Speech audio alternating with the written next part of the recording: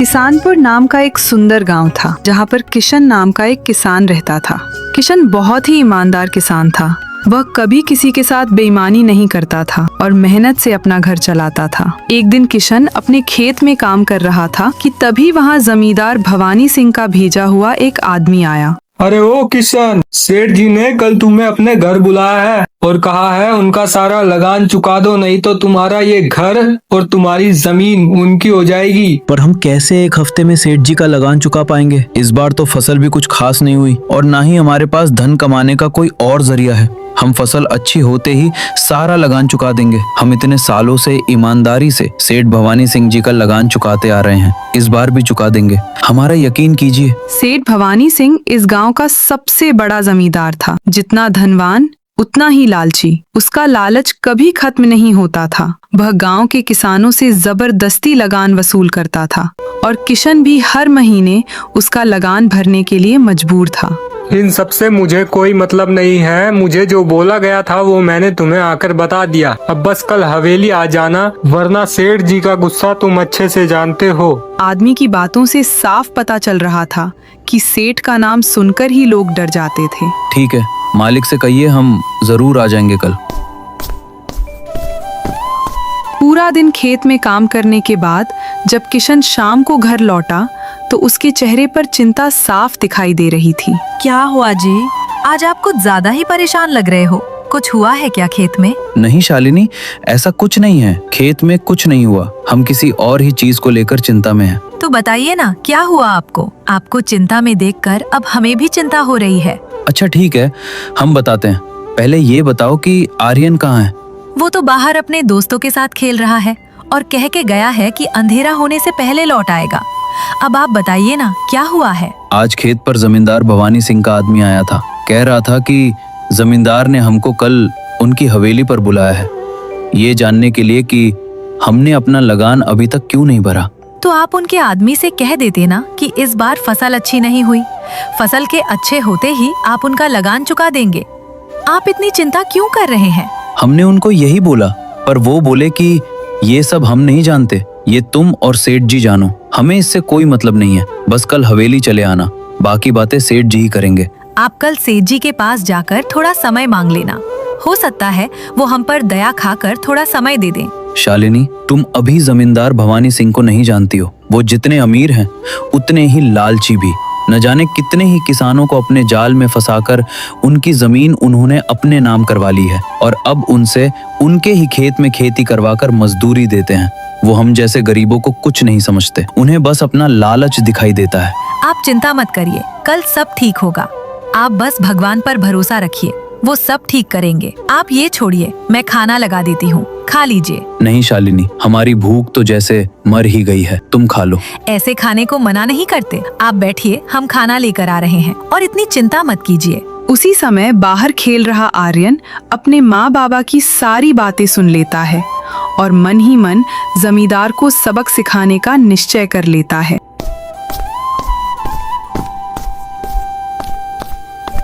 बाबा, क्या मैं भी आपके साथ कल हवेली चल सकता हूँ? नहीं बेटा, तुम वहाँ चलकर क्या करोगे?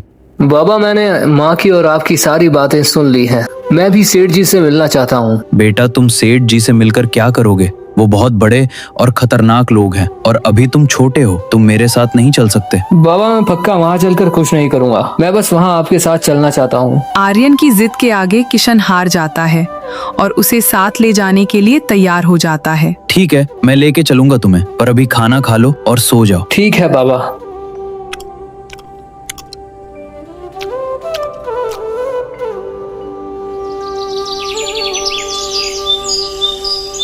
अगली सुबह किशन और आर्यन भवानी सिंह की हवेली पहुंचे। हवेली के बीचों बीच भवानी सिंह अपनी बड़ी कुर्सी पर घमंड से बैठा था। प्रणाम मालिक। अरे आओ आओ किशन, मैं कब से तुम्हारा इंतजार कर रहा था। आने में कुछ ज्यादा देर नहीं लगा दी। वो मालिक। अरे रहने दो, मैं क्या करूँगा जानकर। तुम तो अपने बेटे को भी साथ लाए हो। क्या नाम है इसका? इसका नाम? अरे तुम रहने दो, मैं तुम्हारे बेटे से ही पूछ लेता हूँ। क्या नाम है तुम्हारा बेटा? मेरा नाम आर्यन है। अच्छा है, नाम तो बड़ा ही अच्छा है। धन्यवाद, बाबा ने रखा है। अरे वाह, तुमने तो बहुत अच्छा नाम रखा है। कब रखा था?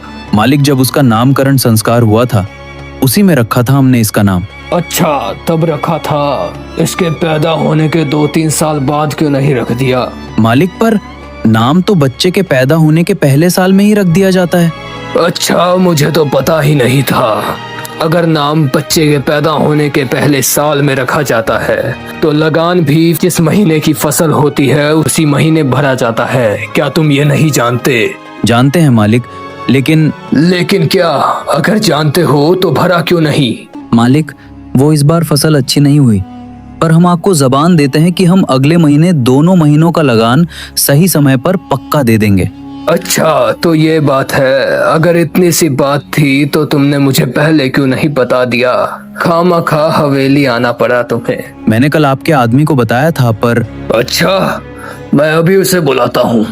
शमशेर, शमशेर, कहाँ हो? जल्दी इधर आओ। जी मालिक, बोलिए क्या काम है? इतना कहते ही भवानी सिंह ने शमशेर को जोरदार थप्पड़ मारा और गुस्से में चिल्लाया, कल जब इसने तुम्हें सब बता दिया था तो मुझे क्यों नहीं बताया? खामखा मैंने एक ईमानदार इंसान को सुबह सुबह परेशान किया। तुम जाओ किशन, अगले महीने लगान भर देना, कोई बड़ी बात नहीं। सच में मालिक, आप बहुत दयालु हो मालिक। लेकिन यह दया नहीं थी। भवानी सिंह ने अपनी असली चाल अब सामने रखी। अरे दयालु जैसी कोई बात नहीं है, पहले मेरी पूरी बात तो सुन लो। तुम अगले महीने लगान चुका देना, लेकिन तब तक के लिए तुम्हारी जमीन मेरी होगी। और हाँ, अगले महीने लगान चुका रहे हो तो दुगना लगान चुकाना होगा, वरना अपनी जमीन को भूल जाना। यह कहते ही भवानी सिंह जोर जोर से हंसने लगा और किशन हाथ जोड़कर गिड़गिड़ाने लगा। मालिक, कृपया करके हमारे साथ ऐसा मत कीजिए। हम हमेशा आपका लगान समय पर चुकाते आए हैं, हमें थोड़ी मोहलत दे दीजिए मालिक। अरे तुम गिड़गिड़ा क्यों रहे हो? मुझे तुम्हें ऐसा देखकर अच्छा नहीं लग रहा। तुम्हें मोहलत दे तो दी, अब ऐसे गिड़गिड़ाओ मत मेरे आके। जब लगान चुका दोगे तब अपनी जमीन वापस ले लेना। पर मालिक, हम बिना जमीन के फसल कहाँ उगाएंगे और आपका लगान कैसे चुकाएंगे? वो तो तुम सोचोगे ना किशन, नहीं तो अपनी जमीन को भूल जाओ अब। पर मालिक, मुझे ज्यादा बातें करने वाले लोग बिल्कुल भी पसंद नहीं है। किशन, अब जाओ तुम यहाँ से। मालिक, ये तो गलत है। यहाँ तो चिढ़ भी आपकी और पट भी आपकी। बेटा चुप हो जा, मैं बात कर रहा हूँ ना। नहीं बाबा, ये बहुत गलत हो रहा है, मैं ऐसे चुप नहीं बैठ सकता। अच्छा, अब ये पिद्दी भर लड़का मुझे सिखाएगा, भवानी सिंह को सिखाएगा कि क्या गलत है और क्या सही है। अबे ओ बच्चे, पहले अंडे से अच्छी तरह से बाहर तो आजा, फिर मुझे सिखाना। मैं आपको सिखा नहीं रहा, बस बता रहा हूँ जो आप कर रहे हैं वो गलत है। अच्छा, जो मैं कर रहा हूँ वो गलत है? लगान दो और जमीन ले जाओ, यह बिल्कुल जायज शर्त है। अगर यह नहीं है तो गांव में किसी से भी पूछ लो, सब मेरी बुद्धि को ऐसे ही लोहा नहीं मानते। इतना धन कमाया है मैंने अपनी बुद्धि से। अच्छा, अगर आपको अपनी बुद्धि पर इतना ही घमंड है तो क्यों ना आपके और मेरे बीच एक प्रतियोगिता हो जाए, देखते हैं लालच जीतता है या ईमानदारी। अच्छा, तो तू भवानी सिंह को चुनौती दे रहा है? सोच ले बच्चे, कहीं भारी ना पड़ जाए तुझे और तेरे बाप को। बेटा तू ये क्या बोल रहा है? जोश में होश मत खो। बाबा, मैं जोश में होश नहीं खो रहा, आप बस मेरा साथ दो। परवर कुछ नहीं बाबा, अब मैंने सोच लिया है मालिक, अगर मैं इस प्रतियोगिता में जीता तो आप बाबा का सारा लगान माफ कर दोगे और उनकी जमीन भी उन्हें वापस कर दोगे। ठीक है, लेकिन अगर मैं जीता तो ये जमीन हमेशा के लिए मेरी हो जाएगी। बोल, मंजूर है? हाँ, मुझे मंजूर है, और ये प्रतियोगिता पूरे गांव वालों के सामने होगी और आप इस बात से मुकर नहीं सकते। ठीक है, यह प्रतियोगिता परसों हवेली में होगी। ठीक है, पर इस प्रतियोगिता के निर्णायक सरपंच जी होंगे। ठीक है, मुझे मंजूर है। आर्यन ने जमींदार को खुली चुनौती दे दी। अब मुकाबला लालच और ईमानदारी के बीच होने वाला था। घर लौटते ही किशन का दिल डर से भर गया। उसे अपनी पुश्तैनी जमीन खोने का भय सताने लगा। अरे बेटा, तूने ये क्या किया? अगर तू हारा तो ये जमीन हमेशा के लिए चली जाएगी और ये जमीन हमारे पुरखों की है, इसीलिए मैं तुझे साथ नहीं ले जा रहा था। देख, ये तूने क्या कर दिया। अब तू मेरी बात ध्यान से सुन, कल मेरे साथ चलकर सेठ जी से माफी मांग लियो। नहीं बाबा, मैं कल कहीं नहीं जाऊंगा। आपको मुझ पर भरोसा नहीं है क्या? आप बस मुझ पर एक बार भरोसा करके तो देखिए। हम उनसे बल में अधिक नहीं है तो क्या हुआ, हम बुद्धि में तो हैं। पर बेटा वो बहुत बड़े लोग हैं और हमसे काफी ज्यादा अमीर हैं। पूरा गांव उनकी बुद्धि का लोहा मानता है, तो क्या तू उनके आगे टिक पाएगा? बाबा मैं कर लूंगा, आप मुझ पर बस यकीन कीजिए। मैं आपको आपकी जमीन दिला कर रहूंगा। अगर वो इतना कह रहा है तो उस पर यकीन करके एक बार देख तो लीजिए। अच्छा ठीक है, आप दोनों मुझे बस अपना आशीर्वाद दीजिए। हमारा आशीर्वाद तो हमेशा तुम्हारे साथ है बेटा। देखते ही देखते प्रतियोगिता का दिन आ गया। सुबह सुबह किशन, शालिनी और आर्यन हवेली पहुंचे। पूरा गांव यह देखने के लिए इकट्ठा था कि आखिर कौन भवानी सिंह को चुनौती देने आया है। पहली प्रतियोगिता बुद्धि की होगी। 3 संदूकों की पहेली। 3 संदूक सामने रखे गए। हर संदूक पर एक अलग बात लिखी हुई थी। पहले संदूक पर लिखा था इसमें सोना है, दूसरे पर लिखा था इसमें चांदी है, तीसरे पर लिखा था पहले 2 संदूकों पर लिखा हुआ दोनों झूठा है। तब फिर सरपंच जी ने नियम बताए। इन तीनों में से केवल एक ही वाक्य सच है।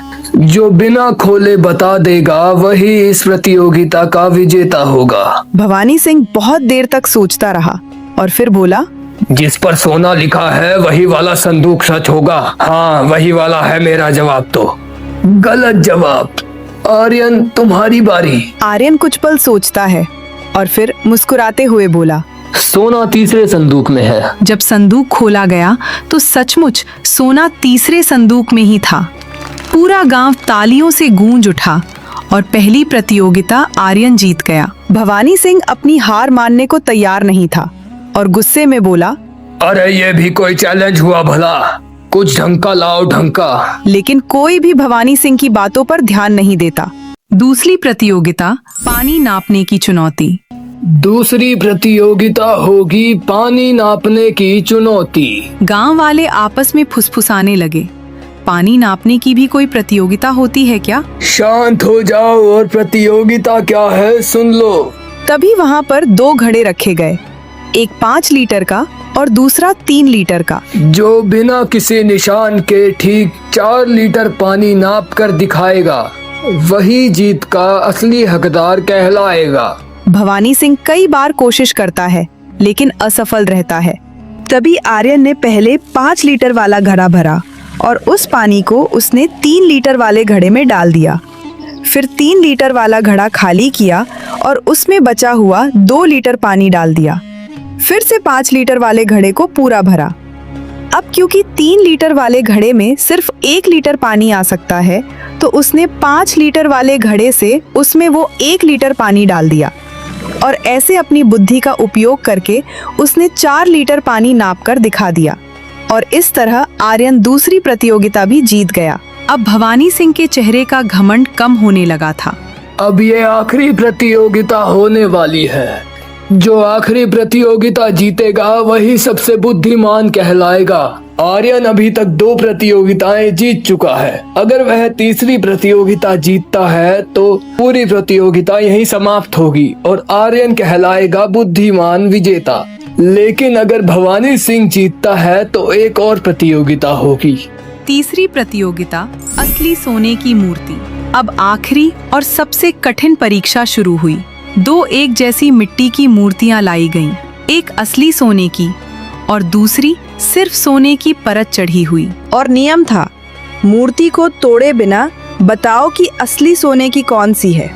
भवानी सिंह अंदाजा लगाता है और एक मूर्ति को उठाकर बोलता है, यही है असली सोने की मूर्ति। मुझसे बेहतर सोने को कौन जान सकता है? हाँ यही वाली है। इस बार तो मैं ही जीत गया हूँ समझो। आर्यन ने दोनों मूर्तियां हाथ में उठाईं और बोला, असली सोने की मूर्ति अधिक भारी होगी क्योंकि सोने का घनत्व ज्यादा होता है। और एक मूर्ति चुन लेता है। तब गांव का सुनार जांच करता है और आर्यन का जवाब सही निकलता है। पूरा गांव खुशी से झूम उठा। सरपंच जी खड़े हुए और घोषणा की, तीनों प्रतियोगिताओं में आर्यन विजेता रहा है। नियमों के अनुसार भवानी सिंह को उसके बाबा की जमीन तुरंत वापस करनी होगी और उनका लगान माफ करना होगा। यह सुनते ही भवानी सिंह का घमंड टूटकर बिखर गया। उसका सिर शर्म से झुक गया और उसे अपनी गलतियों का एहसास होने लगा। हाँ ठीक है, मैं उनकी जमीन उन्हें वापस लौटा दूंगा। और इनका लगान भी मैं माफ करता हूँ। गांव वालों ने पहली बार उसका घमंड टूटते देखा। किशन खुशी से भर उठा और उसने आर्यन से कहा, बेटा मुझे तुझ पर गर्व है। तूने सिर्फ जमीन नहीं बचाई, हमारी पुरखों की आखिरी निशानी भी बचाई। मुझे माफ कर दो किशन, मैं लालच में अंधा हो गया था। मुझे समझ में आ गया है कि सारी गलती मेरी ही थी। आइंदा से मैं किसी भी गरीब की जमीन नहीं हड़पूंगा और ना ही किसी से जबरदस्ती लगान वसूलूंगा। मैं पैसों के लालच में अंधा हो चुका था। मुझे माफ कर दो किशन, मैं तुम्हारी जमीन भी लौटाता हूँ और तुम्हारा सारा लगान माफ कर रहा हूँ। आपको मेरे आगे हाथ जोड़ने की कोई जरूरत नहीं है। आपको आपकी गलती का एहसास हो गया, वही मेरे लिए काफी है। वैसे तुम्हारा बेटा बहुत समझदार है, तुमने इसे अच्छी शिक्षा दी है। बेटा तुम बहुत ही बड़े आदमी बनोगे। आर्यन ने विनम्रता से कहा, नहीं सेठ जी, मैं नहीं, यह मेरे बाबा की शिक्षा का कमाल है। मैंने उन्हीं से यह सारी समझ पाई है। उस दिन के बाद भवानी सिंह कभी किसी की जमीन नहीं हड़पता था। वो लोगों की मदद करने वाला नेक इंसान बन गया और गांव वाले उससे डरने के बजाय उसका सम्मान करने लगे। दूसरी ओर किशन अपने परिवार के साथ हंसी खुशी रहने लगा। इस कहानी से हमें ये सीख मिलती है कि बुद्धि और ईमानदारी की ताकत धन और घमंड से हमेशा बड़ी होती है। जो व्यक्ति आत्मविश्वास और सही सोच के साथ आगे बढ़ता है, वो हर कठिनाई पर विजय पा सकता है और अपनी सबसे बुरी परिस्थितियों को भी बदल सकता है। अगर आपको ये कहानी अच्छी लगी हो तो ऐसी और कहानियों के लिए अराइज टून्स टीवी को जरूर सब्सक्राइब करें।